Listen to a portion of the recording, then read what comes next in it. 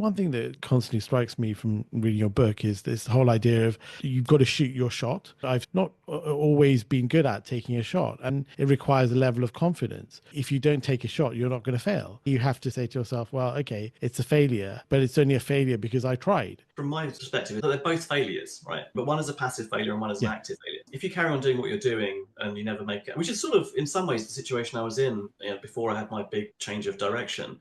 It's a bit harsh to call it a failure, I guess, but it was not what I'd set out to do. I was carrying on doing it professionally speaking because my personal life was happy and there didn't seem to be much need to try and do something different or dramatic, professionally speaking.